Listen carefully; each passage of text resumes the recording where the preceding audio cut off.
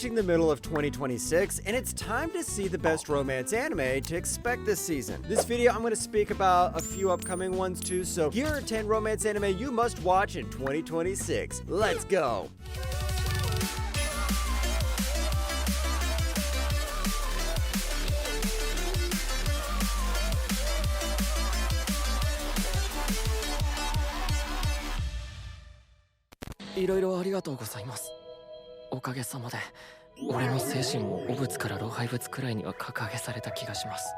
Let's kick things off with an idol anime. 17-year-old Utage Kinoshita is a hardcore fan of idol group Face, particularly their center, Taman Fukuhara. To fund her fangirl lifestyle, she takes on a part-time house cleaning job, which accidentally lands her at Taemon's apartment. Except the Taemon she finds isn't the charismatic heartthrob she's been obsessing over. He's anxious, insecure, and nothing like his stage persona. Still, Utage decides to support him as his housekeeper.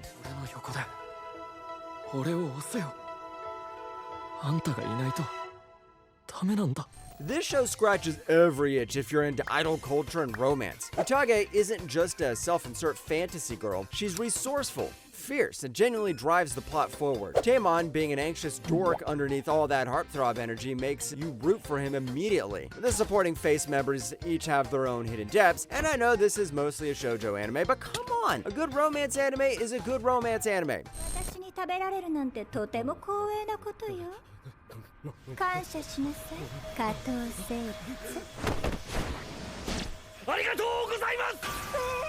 Kanan is a demon who's been around for millennia. Her first mission in the human world is simple: eat a high schooler's soul. That high schooler is Yuji Kyogi, and instead of becoming her meal, he somehow ends up in a romantic contract with her. Now, this ancient demon has to figure out hand-holding, awkward dates, and feelings she has absolutely zero experience with, all while pretending to be a normal high school girl.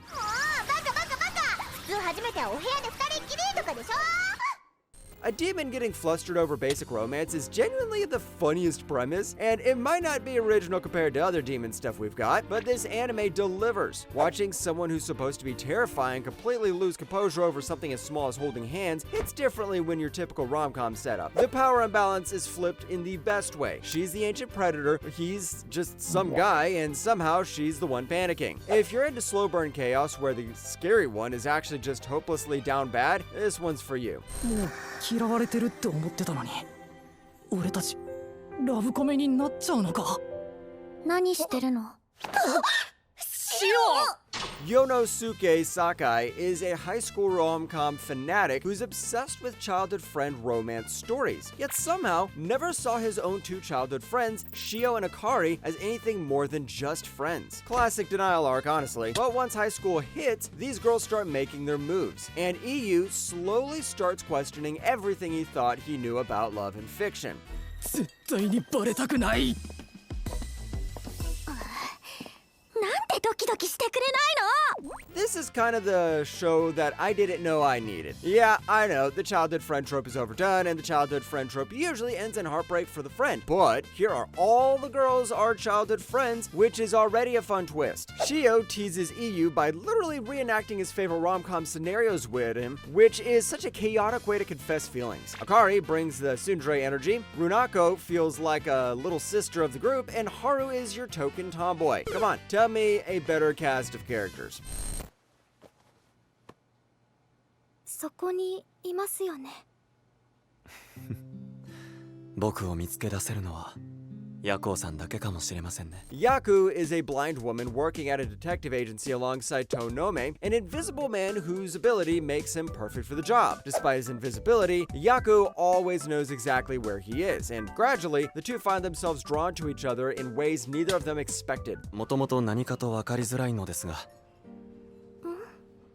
ヤコウさんなら服の上からでも伝わるでしょうか The show is genuinely one of the best adult romances in recent memory. No love triangles, no unnecessary drama, just two people figuring out a relationship while navigating work and personal growth. What makes it work is how Yako, despite being blind, is the first person who actually sees Tonome for who he is rather than judging him by what he represents. Their romance kicks off fast and snowballs naturally. From there, I know, the poster makes you rethink what the heck you're watching, but give the first 2 episodes a try. You're gonna love it. 前原なかなかやるね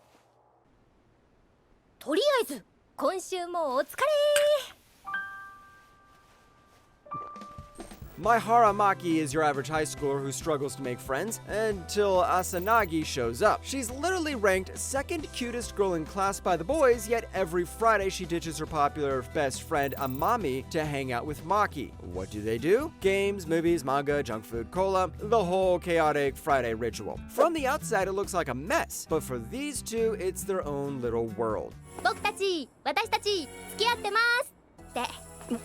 いや俺たち別に付き合ってないし。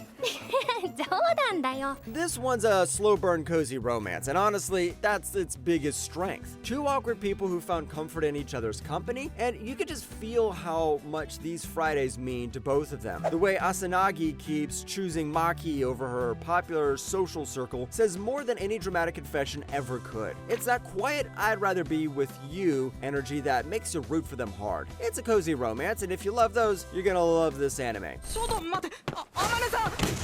勘違いしないで。違うから。キラもあれ妹がよく見てるだけ。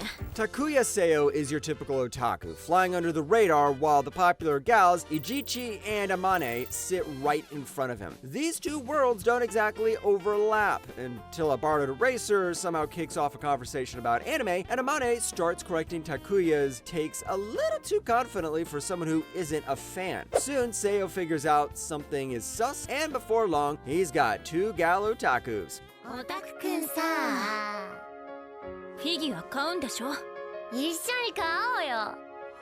Secret otaku hiding behind a popular girl facade? Sign me up. Usually these kinds of shows are always about that gal befriending the otaku guy with no idea what his hobbies are. But here the writer thought, hey, let's make the girls an otaku too. The whole different social casts accidentally bonding over nerd stuff angle is a rom-com goldmine. And watching Takuya slowly piece together that Amane might be one of his people sounds genuinely fun. This is one of my favorite romance anime of the season, and if you aren't watching it, you're missing out. 木炭消したやつ。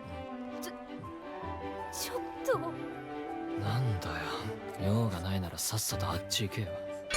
Set in early 1900s London, Lily Ichijojin is a Japanese exchange student and enrolls in the prestigious St. Thomas Art Academy with one brutal condition: become the top student within 6 months or abandon her dream entirely. Navigating a world of prodigies and quiet rivalries, she crosses paths with Kit Church, a gifted and emotionally distant aristocrat who's basically allergic to warmth. おい。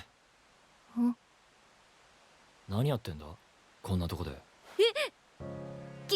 きっと。 Netflix did a romance anime right, and this one sneaked up on everyone, even me. Kit and Lily don't fall dramatically. They chip away at each other, which sometimes feels like Kaguya-sama, and other times it feels like some intense drama. And that specific tension between two people who understand each other's work before they understand each other is pretty much what keeps this show running. And the whole artistic process is shown pretty honestly. The frustration, the self-doubt, the ugly mid-stages, before anything looks good. Overall, this is a 10 out of 10 anime.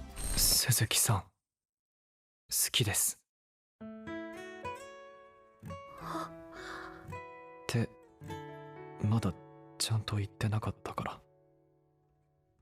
言葉で伝えておきたくて Miyu Suzuki is your classic cheerful high school girl who just wants to fit in, except she sits next to Yusuke Tani, a guy who couldn't care less about anyone's expectations. Their personalities couldn't be more different, yet somehow Suzuki starts to fall for Tani. As feelings start piling up and become impossible to ignore, Suzuki finally says what's on her mind, and Yusuke admits his own feelings and the two start dating. ごめんなんて何も言ってないです。 Yes, you heard that right. These two start dating on the first episode itself. It's the good old loud sunshine girl meets professional overthinker, and watching that dynamic play out is pretty fun. Suzuki throws herself headfirst into conversations, and my boy Tani quietly spirals internally 2 seconds later, and somehow that's comedy gold. What actually makes this work, though, is that the romance isn't just one couple. The whole friend group develops their own dynamics, each one different enough to feel fresh. This is one of the best romance anime of this year, and if you don't watch it, you're missing out. 僕は夢を見た現実としか思えない不思議な夢をどうなってるんだ I said before and I'm saying it again. The Rascal Does Not Dream series is finally coming to an end. Come on, you know what it's about. The whole series centers on Sakura Azusagawa, a regular guy who spots a bunny girl strolling through a library. She turns out to be Mai Sakurajima, a well-known actress suffering from puberty syndrome. As the story goes on, Sakura encounters several other girls dealing with the same problem and begins helping them out. The Rascal series has always stood out as a masterpiece thanks to its sharp writing, but what truly captured everyone was the relationship between Sakura and Mai. Sure, their bond wasn't highlighted as much in some of their later movies, but that gap got filled perfectly by the fresh faces we met. This is the official end of the series, and the movie is coming out on October 16th, so stay tuned. 付き合うって具体的に何すればいいんだ？いや、だって初めてだし、具体的にどうこうするってのがわからないというか。 Oh yeah, we all know what this is about. There is the popular girl Mahiru and her hopeless neighbor Amane. After Amane gives her his umbrella, she comes to his house to help him, and the two start to get close together. おまねくん、これだけで幸せですよ。そうだな。 Season 1 ended with a confession, and after that, left fans losing their minds. Season 2 dives deeper into their relationship and how they reveal it to their classmates. This season does what any good romance follow-up should, ditching the teasing for actual progress. Seeing Amane and Mahiru fumble through their new relationship is super entertaining, since neither has a clue how to handle sweet gestures without melting. The whole dynamic shifts from will they or won't they to they are, and it's still wonderfully awkward, which keeps everything feeling new and exciting. I did a detailed video about my first impressions, so make sure to check it out.